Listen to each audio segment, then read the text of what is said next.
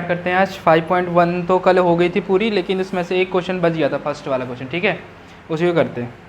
पहला वाला क्वेश्चन क्या कह रहा है इसमें, निम्नलिखित स्थितियों में सबसे पहले जितने भी दे रखी है हमारे पास कंडीशन 1 2 3 4 जो भी है उन सब के लिए AP बनानी है आपको। ठीक है, सारी कंडीशन के लिए क्या बनानी है आपको, AP यानी समाज श्रेणी बनानी। ठीक, तो पहला क्वेश्चन क्या कह रहा है, देखो, प्रत्येक किलोमीटर के बाद टैक्सी का किराया, जबकि प्रथम किलोमीटर के लिए किराया कितना है 15 रुपये, और प्रत्येक अतिरिक्त किलोमीटर का किराया कितना है 8 रुपये। बात समझ गए ना, यानी इंग्लिश में भी ऐसे लिखा होगा इसमें, the taxi fire after each kilometre when the fire is 15 kilometre. ठीक है, 15 rupees for the first kilometre and 8 rupees for each additional kilometre. ठीक, यानी फिक्स किलोमीटर के लिए 15 रुपये है, और हर एक किलोमीटर के बाद जो रुपये आएंगे वो 8 रुपये बढ़ता जाएगा आपका किराया। ठीक है, तो यहाँ पर एक प्रकार से AP बनानी है आपकी, जैसे स्टार्टिंग एक्स्ट्रा जाएंगे तो उस पे हाँ बिल्कुल। फर्स्ट का पहला क्वेश्चन आपका देखो, फर्स्ट का पहला वाला। ठीक है, मतलब देखो इसमें ये बोल रहा है कि फर्स्ट किलोमीटर के लिए किराया हाँ, लेट वेट कुछ नहीं करना है, इसमें डायरेक्ट बताना है उसने। फिक्स किलोमीटर के लिए क्या है उसने ना, फिक्स किलोमीटर, प्रत्येक किलोमीटर के बाद टैक्सी का किराया इसने फिक्स, प्रथम किलोमीटर के लिए किराया 15 रुपये। समझ गए ना, यानी फर्स्ट किलोमीटर के लिए कितना है आपका 15 रुपये है, और जो एक्स्ट्रा किलोमीटर हर एक किलोमीटर जाएगा उसके लिए प्रत्येक किलोमीटर के लिए कितना है, हाँ 8 रुपये है। तो उस कंडीशन में देखो कंडीशन क्या बन सकती है, पहले मान के चलो वो 1 किलोमीटर गया तो 15 रुपये दिया, अब AP बनानी है आपको। ठीक है, फर्स्ट किलोमीटर के लिए 15 रुपये दिया उसने, फिर अगला किलोमीटर जब गया मान के लो 2 किलोमीटर, तो वो कितना देगा, 15 तो देगा ही देगा फर्स्ट किलोमीटर का, 8 रुपये और एक्स्ट्रा देगा, तो कितना हो जाएगा 15 और 8, ऐसे कर चलो लिख लेते हैं इसे। समझ गए ना, उसके बाद तीसरे किलोमीटर के लिए कितना देगा, 15 तो देगा ही देगा, ओ सॉरी हाँ चलो 15 तो देगा ही देगा, 8 पहले वाले फिर 8 ही, कितने हो जाएंगे फिर 16 रुपये और दे देगा। बात समझ गए ना, हर एक किलोमीटर का अलग अलग किराया देता रहेगा वो। तो इस कंडीशन में क्या बन जाएगी आपकी, एक AP बन जाएगी। तो क्या बनेगा देखो, 15 ये कितना हो जाएगा 23, और ये कितना हो जाएगा,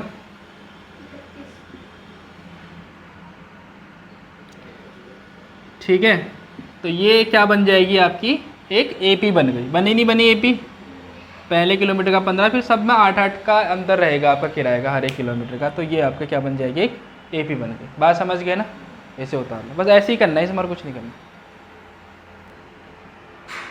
ठीक है, इसका सेकंड वाला क्वेश्चन क्या कह रहा है, देखो, किसी बेलन यानी एक सिलेंडर में उपस्थित हवा की मात्रा, ठीक है, यानी एयर की वैल्यू, मतलब एक तरीके से उसकी कितनी मात्रा है उसमें, ठीक है, उसमें दे रखा है एक बैलून में जो बेलनाकार है आपका। ठीक है, जबकि वायु निकालने वाला पंप प्रत्येक बार बेलन में से शेष हवा का 1/4 बाहर निकाल देता है। ठीक हो गया, यानी एक बेलन एक सिलेंडर जो पूरी तरीके से किससे भरा हुआ है, एयर से भरा हुआ है, और एक पंप है जिससे हवा बाहर निकाली जा रही है, लेकिन हर बार वो कितनी हवा बाहर निकाल दे रहा है, पूरा जितना भी वॉल्यूम होगा उसका कितना भाग बाहर निकाल दे रहा है, 1/4 भाग बाहर निकाल दे रहा है। ठीक है, प्रत्येक बार बेलन की शेष हवा का 1/4 भाग क्या निकाल दे रहा है, बाहर निकाल दे रहा है। ठीक हो गया, तो एक चीज़ सुन लो, कोई भी चीज़ किसी में कंटेन होने के लिए क्या चाहिए रहता है, उसका वॉल्यूम चाहिए रहता है। क्या चाहिए रहता है, मतलब आयतन। किसी का आयतन जितना ज़्यादा होगा इसका मतलब उसके अंदर चीज़ें उतनी ज़्यादा मात्रा में आएंगी, किसी का आयतन जितना कम होगा यानी किसी का वॉल्यूम जितना कम होगा उसमें उतनी कम मात्रा में चीज़ आ पाएंगी। बात समझ गए ना, जैसे 2 बर्तन है हमारे पास, एक में 20 लीटर पानी आ रहा है, एक में 10 लीटर पानी आ रहा है, तो मतलब जिसमें 20 लीटर ज़्यादा पानी आ रहा है, 20 लीटर पानी आ रहा है, तो उसका वॉल्यूम क्या है, ज़्यादा है। बात समझ गए ना, तो यहाँ पर भी वही भाई एक सिलेंडर है आपका जिसमें हवा भरी है, तो हवा भर रखी, इसका मतलब हवा इसके अंदर है, देन क्या उसके लिए क्या पता करना पड़ेगा, पता तुमको उसका आयतन पता करना पड़ेगा। ठीक है, तो वैसे भी इसमें तो लिखा नहीं, चलो छोड़ो, तो यहाँ लिखेंगे पहले तो बेलन में हवा का आयतन या फिर मात्रा से मतलब है। ठीक है, यानी उस सिलेंडर में एयर्स की कितनी वैल्यू है, यानी कितनी मात्रा है एयर की। ठीक है, तो वो किस पे डिपेंड करेगा, इस बेलन के यानी इस बेलन जो हमारे पास सिलेंडर है उसके वॉल्यूम पर डिपेंड करेगा। बात समझ गया ना। तो वॉल्यूम क्या होता है बताओ, बेलन का वॉल्यूम क्या होता है? हाँ क्या रहता है आपका, इसको मैं V कह दे रहा हूँ, ठीक है। V equals to pi r square H। ये क्या है आपका बेलन का आयतन है, समझ गए ना। ये पूरा किसकी वैल्यू है आपकी, V की वैल्यू, इस चीज़ का ध्यान देना, ठीक है। अब आगे क्या कंडीशन बोला है उसने कि प्रत्येक बार यानी हर बार एक पंप है जो बेलन की शेष हवा का कितना भाग बाहर निकाल देता है, 1/4 बाहर निकाल देता है। बात समझ गए ना। तो सबसे पहले देखो फर्स्ट वाली कंडीशन, फर्स्ट कंडीशन में इसका 1/4 बाहर निकाल दो। पहले तो इसका 1/4 पता करो कितना होगा, इसका 1/4 कितना होगा बताओ, ऐसे तो पता करोगे, पाई आर स्क्वायर H का कितना 1/4, ठीक हो गया। ये क्या निकाल दिया आपने, बाहर निकाल दिया। एक बात है कि अगर इस पूरे को पाई आर स्क्वायर H नहीं लिखना चाहते तो इसको हमने V लेट कर रखा है ना। तो इसको मैं क्या लिख सकता हूँ, V/4 लिख सकता हूँ ना, V/4। अब यहाँ देखो जरा, इतना तो क्या हो गया, ये इतना ये बाहर निकल गया। अब बचा कितना, फिर टोटल कितना है आपके पास, V है।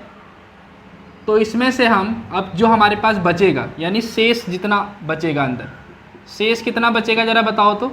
V में हम क्या माइनस कर देंगे, V/4 माइनस कर देंगे। बात समझ गए ना। तो कितना आ जाएगा ये, 4 बन जा 4 और 4 में V का माइनस करोगे कितना आएगा, 3V अपॉन कितना आ जाएगा 4। इतना शेष बचेगा अंदर। अब पहले V था, अब कितना बच गया, ठीक हो गया 3V/4। अब फिर दोबारा कंडीशन आएगी, क्या दोबारा कंडीशन लगेगी कि इसका फिर से वो 1/4 क्या निकाल देगा, बाहर निकाल देगा। भाई बाहर निकालते जा रहा है ना एयर। तो इसका जो है सेकंड कंडीशन में क्या होगा, सेकंड में कि इस वाले जो शेष बचा है इसका फिर से वो कितना बाहर निकाल देगा, 1/4 बाहर निकाल। तो इसका जो है 1/4 बताओ कितना होगा, कितना आ जाएगा ये, 3V हो जाएगा, सॉरी 3V 16। इतना क्या निकल गया, बाहर निकल गया। अब जो बचा क्या, जो टोटल है हमारे पास पहले जितना था उसमें से माइनस कर दो इसको, उतना तो बचेगा। अब शेष कितना बचा जरा बताओ तो, 3V/4 माइनस कितना बचेगा, 3V/60। तो इसमें से एलसीएम लोगे आप, 16 एलसीएम आ जाएगा, है ना। ये कितना आ जाएगा यहाँ पर, ये 12 पाई माइनस 3V। बात समझ गए ना। 4 का भागा 16 में गया, 4 बार 4 3 12 हो गया, बाकी 16 का 1 में 3 से मल्टीप्लाई 1 से ही है। 12 और 3 कितना हो गया, 12 में 3 माइनस करने तो कितना आएगा 9।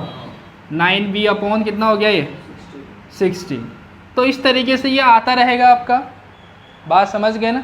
ऐसे फिर इसका जो है, जो बचा हमारे पास ये बच गया, इसका फिर 1/4 बाहर निकलेगा, फिर शेष जो बचेगा उसको लिखेंगे। तो इस तरीके से हमारे पास क्या ये एक सीरीज बनी। क्या सीरीज बनी, पहले V आया, फिर कितना आया आपका दूसरे में 3V/4 आया, फिर कितना आया, ये तो बाहर निकला ना जो बचा उसके अंदर 9V/6 ये आया। तो पहले ये चेक करो क्या ये AP है या नहीं, समझ गए ना। तो देखो इसको इसमें से माइनस करो जरा, 3B में से B माइनस करो, 3V/4 में से B माइनस करेंगे तो कितना आ जाएगा, 4 कम 4 है ना, कितना आ जाएगा माइनस का V/4 आ जाएगा, आएगा नहीं आएगा। फिर अब उसके बाद इसको इसमें से माइनस करो, कितना आएगा 9V/16 माइनस कितना हो जाएगा 3V/4। यहाँ पर ये 16 एलसीएम आ जाएगा, ये 9V आ जाएगा, फिर कितना हो जाएगा ये 12। तो ये कितना हो गया ये 3V-16। तो देखो यहाँ पर B अपॉन आया, ये 3 आ गया, इसका मतलब D तो इक्वल आ नहीं रहा है, इसका मतलब हम कहेंगे यह AP नहीं है। ये भी चेक करना हमको इसमें, ये आपका AP नहीं बन रहा है। बात समझ गए नहीं समझ गए? इसमें स्क्वायर के फॉर्म में भी लिखा हुआ था 3 का स्क्वायर बट्टे 4 का स्क्वायर ऐसे करके भी लिख सकते हैं, बट जो भी है बात समझ गए ना। ये किस तरीके से पता लग गया ना किस तरीके से? पहले देखो वॉल्यूम जो है उसका 1/4 बाहर निकालता जा रहा है। वॉल्यूम इसलिए निकाला क्योंकि वॉल्यूम ही पता करता है कि उसमें कितनी मात्रा में चीज़ आ रही है। बात समझ गए ना? तो ठीक है, ये AP नहीं है, समझ गए? लिख लो फिर इसको।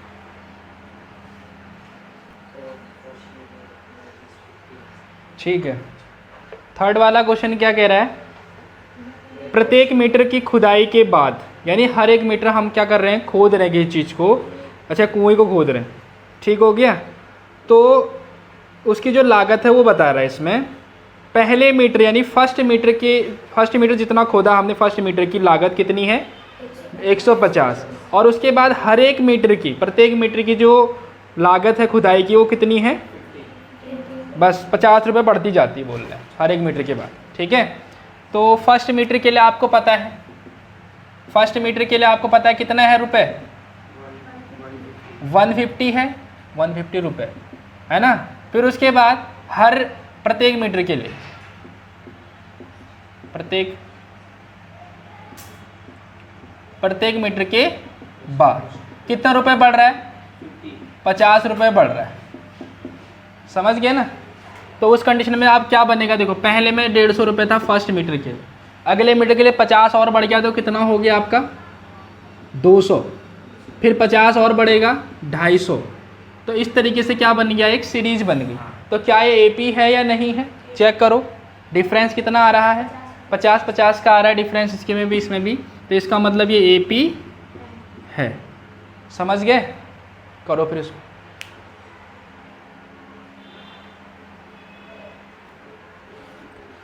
ओके, फर्स्ट का लास्ट पार्ट देखो, चौथा वाला।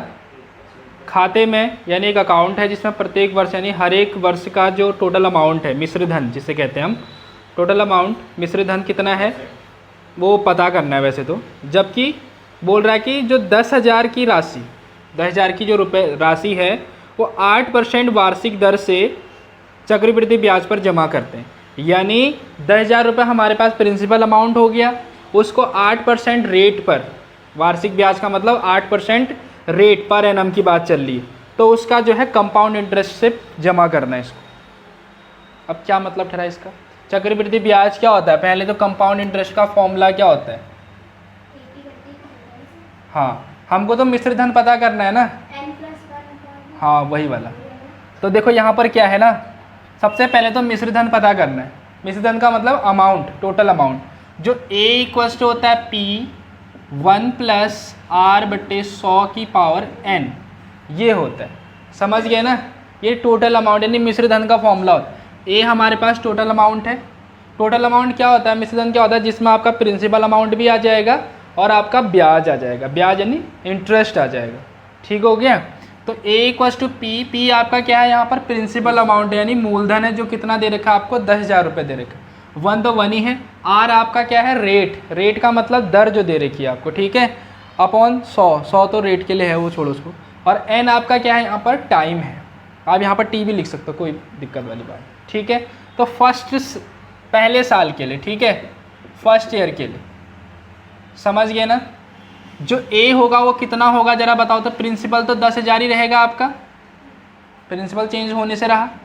1 + R कितना है? 8%, अपॉन में 100% का 100 है, और टाइम कितना है? 1 वर्ष। फर्स्ट साल के लिए इतना आ गया। दूसरे साल के लिए कितना आएगा जरा बताओ तो? प्रिंसिपल तो वही रहेगा 10,000, 1 रेट भी वही रहेगा, लेकिन समय इस बार चेंज आएगा, 2 साल आएगा। समझ गए? ऐसे तीसरे साल के लिए भी सेम यही आएगा। हाँ, क्या आएगा? प्रिंसिपल तो यही रहेगा आपका 10,000, 1 + रेट वही रहेगा, लेकिन समय इस बार कितना आ जाएगा? 3 साल आएगा। तो ये सब टोटल अमाउंट ही तो निकल रहा है आपका, वही निकालने के बोल रहा है, यानी मिश्र धन बोल रहे हैं। तो पहले साल अब क्या बना? ये 10,000, 1 + 8/100, फिर दूसरा आएगा यहाँ पर 10,000, 1 + 8/100 की पावर 2 है ना। फिर दूसरा 10,000 1 + 8/100 की पावर 3।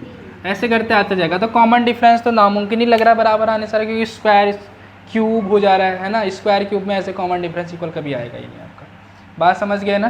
तो इस तरीके से ये आपका AP नहीं है, क्योंकि इस कंडीशन में आपका जो है कॉमन डिफरेंस इक्वल नहीं आ रहा। बात समझ गए ना। ओके करो इसको।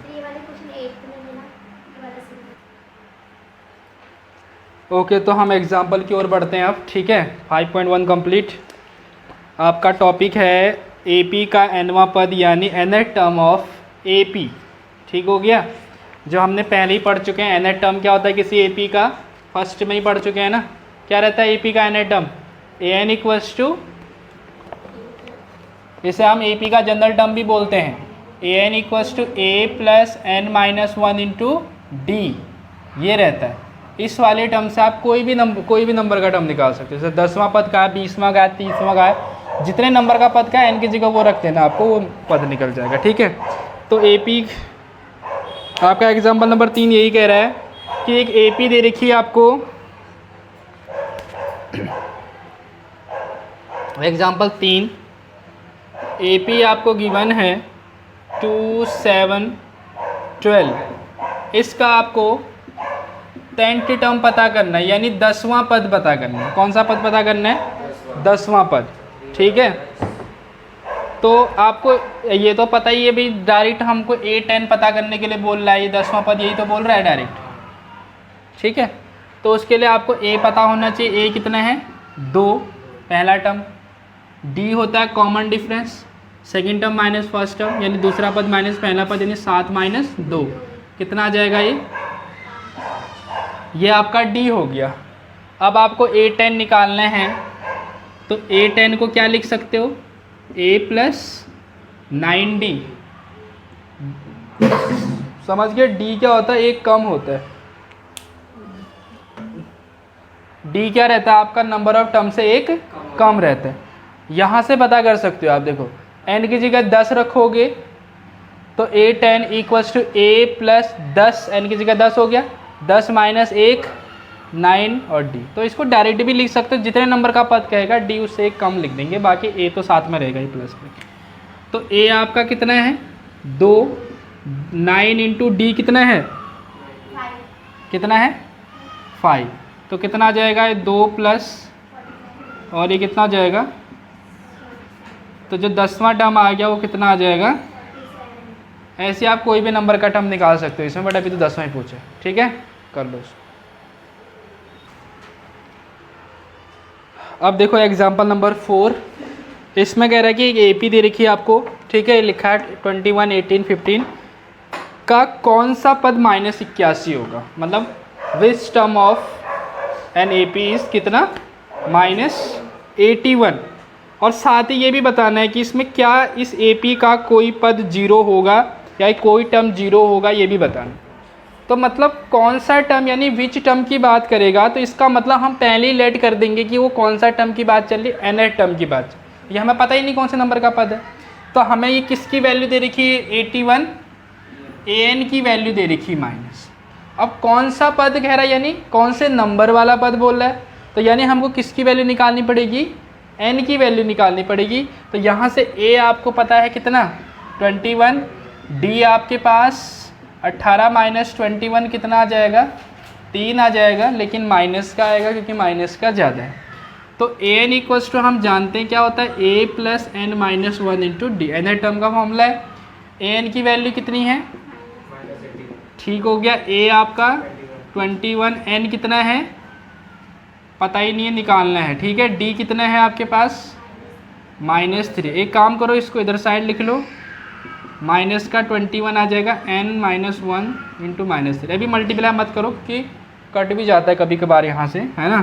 तो ये कितना आ जाएगा, 2 माइनस में प्लस हो गया ना, और 102 हो गया ये माइनस का। तो n-1 और ये माइनस का 3, ये मल्टीप्लाई में 3, इसके कहाँ आ जाएगा, तो n-1 इंटू -1/2 कितना है ये, 102 है ना, और अपॉन में कितना आएगा, माइनस का 3, माइनस से माइनस 3 से कट जाएगा, ये 3 3 हो जाएगा, 3 चौक 12, ठीक हो गया। तो यहाँ से n minus 1 equals to 34, then n equals to 34, ये माइनस का यहाँ जाके क्या हो जाएगा प्लस का, n इक्वल्स टू 35, यानी जो 35वें नंबर का पद होगा यानी 35 जो टर्म होगा वो कितना होगा आपका -81 होगा। समझ गए ना, यहाँ लिख सकते हो। अतः जो 35वां टर्म होगा वो कितना होगा आपका -81 होगा। इतना समझ में आ गया होगा। अब इसमें ये भी चेक करने के लिए बोला कि क्या इस AP का कोई टर्म जीरो है। फिर वही बात बोल रहा ना कि कोई टर्म जीरो है, यानी कोई टर्म जीरो है का मतलब हमें पता नहीं कौन सा टर्म जीरो, तो हम फिर से क्या रख देंगे, an की जगह पर जीरो रख देंगे। समझ गए ना, सेकंड कंडीशन की बात जो बोल रहे हैं, an की जगह जीरो रख देंगे क्योंकि पद बोला कोई जीरो है या नहीं चेक करो। तो जीरो तभी होगा जब n की वैल्यू प्रॉपर आएगी, है ना। जब n की वैल्यू कुछ प्रॉपर आ जाएगी यानी एक फ्रैक्शन में नहीं आएगी, तो एक कंप्लीट नंबर में आएगी, तब हम कहेंगे इसका ये वाला नंबर वाला पद जीरो। बट अभी चेक करते हैं, n की जगह जीरो आ गया, a की वैल्यू कितनी है आपके पास 21, और n आपको नहीं मालूम क्योंकि आपको पता करना है इस बार क्योंकि कौन से नंबर वाला पद जीरो है, और d आपके पास कितना है -3, ये इधर आ जाएगा, ठीक है। माइनस का हो जाएगा 21 और ये -1 और -3, ठीक है। अब ये माइनस का मतलब मल्टीप्लाई में 3 है, इसके डिवाइड में आएगा, कट जा रहा है, ठीक है, तभी डिवाइड में लेके, अगर नहीं करता तो नहीं लेके आते हम। n-1 माइनस का 21 अपॉन में कितना आ गया, 3 से कट जाएगा कितना, ठीक है, और ये 7 आएगा, n इक्वल्स टू 7 माइनस 1, तो n की वैल्यू कितनी आ जाएगी 8। तो हम कहेंगे कि इसका 8वां पद क्या होगा, 0 होगा। बात समझ गए ना, यानी इसका 8th टर्म क्या होगा आपके पास, 0 होगा। बात समझ गए ना। क्वेश्चन कोई दिक्कत है इसमें, कौन सा टर्म यानी विच टर्म की बात करें तो हमेशा वो n की जगह वैल्यू रख देंगे, है ना। अब ये बोलेगा कि इसका 10वां पद निकालो, 20वां पद निकालो, इस बार नंबर वाला टर्म निकालो बोलते तो डायरेक्ट हम किसकी वैल्यू निकालते, an की वैल्यू निकालते इस कंडीशन में, ठीक है। n दिया रहता है इस कंडीशन में, जैसे 10वां पद के नाम डायरेक्ट लिखा थे, पिछले वाले क्वेश्चन में लिखा था क्या, a + 9d ऐसे करके लिखा था, ठीक है।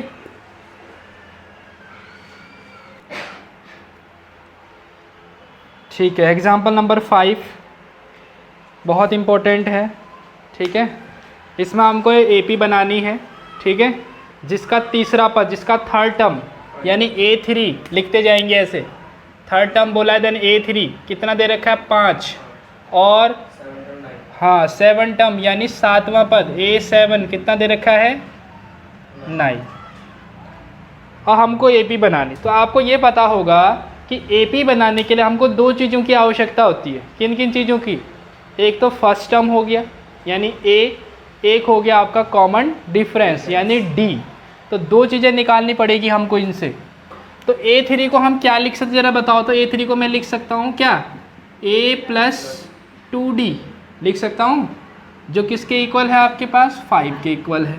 और A7 को क्या लिख सकता हूँ, A + 6D यानी नंबर ऑफ टर्म से एक कम होगा D आपका, इस चीज़ का ध्यान देना, इक्वल्स टू कितना है आपके पास 9।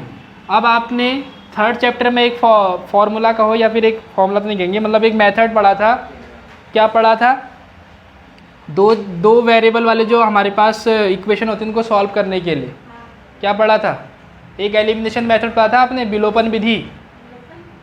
विलोपन नहीं पढ़ा था, विलोपन मैं तो कह रहा हूँ पहली बार सुन रहे हो नाम, वैसे ही है ये वाला भी, ठीक है। ये भी हमारे पास 2 हैं, तो इसमें साइन चेंज कर दो डायरेक्ट, ये माइनस का, ये माइनस का, ये माइनस, ये कट गया। ऐसा कुछ ध्यान आ रहा है, कुछ करा था हमने कभी, कुछ सालों पहले करा था, छुट्टियों से पहले क्या था, थर्ड चैप्टर में ही तो था, हाँ ठीक है, छुट्टियों से पहले। हाँ 6 में 2 माइनस हो जाएगा कि प्लस माइनस माइनस कितना आ जाएगा यहाँ पर, माइनस का 4 आएगा क्योंकि माइनस का नीचे है ज़्यादा, और 9 में 5 करेंगे तो कितना आएगा, ये भी 4 ही आएगा, माइनस का आएगा, ये भी इससे गया, 4 से 4 कट जाएगा क्योंकि डिवाइड में चला जाएगा। D आपका 1 आ गया, बात समझ गए, D आपका 1 आ गया, और इसकी वैल्यू आप कोई भी इक्वेशन में उठा के रख दो। चलो मैं फ्रॉम इक्वेशन 1 ही कर दे रहा हूँ, है ना। इक्वेशन 1 से A आपका A ही है, 2 इंटू डी का मान कितना है 1 equals to 5, then a plus 2 equals to 5, then a equals to कितना आ जाएगा 5 माइनस 2 इक्वल्स टू 3।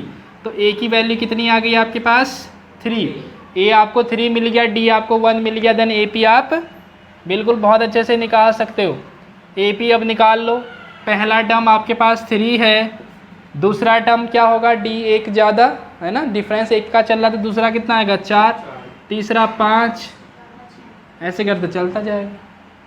समझ गए ना, आसान सा है। ये भूल मत जाना, जो पीछे के बताया चीज़ें हैं वो फिर यहाँ काम आएंगी हर कहीं चैप्टर में, ठीक है। समझ गया ना, ओके कर लो इसको। एग्जाम्पल नंबर 6 देखो क्या कह रहा है। इसने कहा कि क्या संख्याओं की एक सूची है, कि हमारे पास सीरीज़ दे रखी है, ठीक है। अभी हमें ये पता नहीं कि ये AP है या नहीं, बस एक तरीके से दे दिया उसने। 5, 11, 17, 23 का कोई पद यानी कोई टर्म आपका 301 है, अगर है तो क्यों है, ठीक है। तो सबसे पहले तो ये चेक करो AP है या नहीं, तो फिर बात की बात है, उसके बाद अगर AP हुआ तभी की बात है। पहले तो चेक करते हैं, इनका डिफरेंस चेक करो। इनका कितना आ रहा है डिफरेंस, ये भी 6 आ रहा है, इनका भी 6 आ रहा है, मतलब कुल मिला के AP है, कॉमन डिफरेंस इक्वल आ रहा है। तो हाँ दिखा सकते हो, वो तो हमने पहले भी बहुत दिखा रखे हैं ना 5.1 में, तो मैं अब डायरेक्ट कर दे रहा हूँ। अभी यहीं से ऐसे चेक कर लो आप, मतलब पता लग रहा है ना आपको AP है, 6 का डिफरेंस है, तो यानी डायरेक्ट ये AP है, तो A इक्वल्स टू 5 आ जाएगा, D इक्वल्स टू कितना आएगा, हाँ 11 माइनस ये 5, 6 आ गया। अब हमको पता करना है कि क्या इस AP का कोई टर्म 103 मतलब 301 है, कोई टर्म बोल रहा है, या कोई जो पहले करा कि कौन सा टर्म। तो कोई टर्म बोलेगा तो हमें पता ही नहीं ना कौन से नंबर का टर्म है, तो कुल मिला के ये किसकी वैल्यू दे रखी है, an की वैल्यू दे रखी है, यानी 301 an की वैल्यू होगी। a आपके पास कितना है 5, n आपको पता करना है नंबर, कौन से नंबर का टर्म है, और d कितना है आपके पास 6 है, और ये इधर आ जाएगा 301 minus 5 equals to n minus 1, ये हो गया कितना हो गया, ये 200, ये हो गया 296 हो गया, ठीक है। n माइनस 1 इंटू, क्या ये 6 से कट रहा है, चेक करो, 6 चौक 24 नहीं कट रहा है ना। यहाँ पे चलो ऐसे लिख लो अगर आपकी मर्जी करना है, 290 ये हो गया, अपॉन में 6 आ गया आपके पास, तो कितना हो गया, फिर काट दो इसको, 2 3 6 कर दो, 2 कम 2, 2 चौक 8, 2 8, अब ये कट ही नहीं रहा है ना।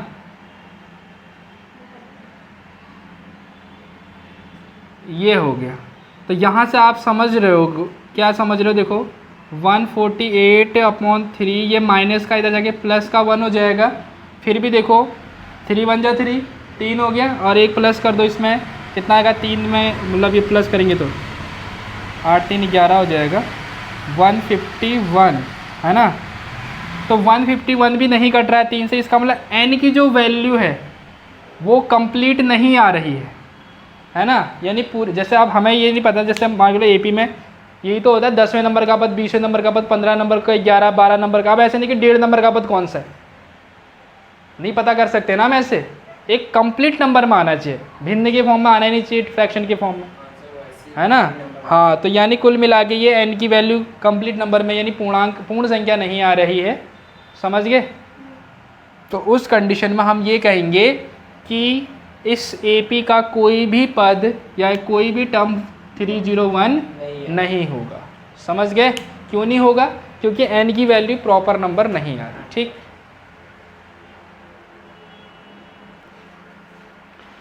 एग्जाम्पल नंबर 7 देखो क्या कह रहा है, 2 अंकों वाली यानी 2 डिजिट वाली कितने नंबर्स, कितनी संख्याएं 3 से डिविजिबल हैं बोल रहा है वो, समझ गए ना। नंबर्स यानी 2 डिजिट वाली होनी चाहिए, और वो कितने से डिवाइड होनी चाहिए, 3 से। और कितने नंबर ऐसे हैं जो 2 डिजिट में हैं लेकिन वो किससे डिवाइड होती हैं, 3 से डिवाइड होती हैं, विभाज्य होते हैं। तो पहला डिजिट कौन सा होगा भाई, 2 नंबर की संख्या कहाँ से स्टार्ट होती है, 2 अंकों की संख्या, 2 डिजिट नंबर कहाँ से स्टार्ट होती है, 10 से होती है ना। 10 तो 3 से डिवाइड नहीं होता है, 11 भी नहीं होता है, 12 होता है। अब 12 के बाद आपको पता 3 जोड़ दो कितना आएगा, 15, जो 3 से डिवाइड होगा, फिर 16 होगा, 17 18, वही 3 3 का अंतर हो गया, 3 का पहाड़ा चल रहा है कहने का मतलब। लास्ट बता दो अब कौन सा नंबर होगा, 2 डिजिट में बतानी है। 100 से पहले आएगा ना 2 डिजिट, 99 होगा। समझ में आ रही बात? लास्ट यही तो होगा बस, इसके बाद तो 3 डिजिट वाली संख्या हो जाएंगी। अगर 99 में डिवाइड नहीं जाता तो 98 चेक करते, लेकिन अभी तो जा रहा है, तो लास्ट डिजिट ये बन। तो यानी देखो ये लास्ट वाला, अब हमको इसमें बतानी कितने नंबर है टोटल, संख्या बतानी। तो ए आपके पास कितना है, डी कितना है 3, 15 माइनस 12 कर दो, 3 आ गया। और हमको इस बार बताना है कितने नंबर का टर्म है, मतलब कितने संख्याएं इसमें। और ये लास्ट वाला टर्म दे रखा है जिसको हम 99 कह रहे हैं। लास्ट वाले टर्म को हम कौन सा टर्म भी बोल सकते हैं, एन टर्म भी बोल सकते हैं, ए एन वाला। मतलब कल नहीं परसों बताया था शायद, ठीक है। हाँ, फर्स्ट वाले लेक्चर में बताया था। तो यहाँ से हम फॉर्मूला क्या लिखते हैं, a n equals to a plus n minus 1 into d. A n की जगह क्या लिख दो, लास्ट वाला टर्म है ये एन, और ए की वैल्यू कितनी है 12, एन आपके पास कितना है नहीं है, डी कितना है 3। तो ये 99 माइनस का 12 है ना, एन माइनस ये हो गया 3, कितना आ जाएगा ये 87 आया। तो 3 से इधर डिवाइड कर दो, n माइनस 1 87/3, 3 से कर दो कितना आएगा ये, 3 दूनी 6 हो गया, और 3 निम 27 29 हो गया। n minus 1 equals to 29, then n equals to 29 plus 1 कितना आ गया 30। यानी कुल मिला के 2 डिजिट में कितने नंबर हैं जो 3 से डिवाइड होती हैं, 30 नंबर। समझ गए ना? यहाँ से हम डायरेक्ट पता कर सक रहे हैं कि 2 डिजिट में जितने नंबर हैं वो कितने हैं, 30 हैं, जो किससे डिवाइड होती हैं, 3 से डिवाइड होती हैं। ठीक है, तो आज के लिए बस इतना ही एग्जाम्पल हमने 7 तक कंप्लीट करे, बाकी 2 एग्जाम्पल कल करेंगे और एक्सरसाइज से कल से स्टार्ट करते हैं। ठीक है, तो आप इतना पढ़ो और फॉर्मूले जरूर रिवाइज कर लेना जो पहले लेक्चर में बताए थे। ठीक है, तो इतना कर लेना आप। ठीक है।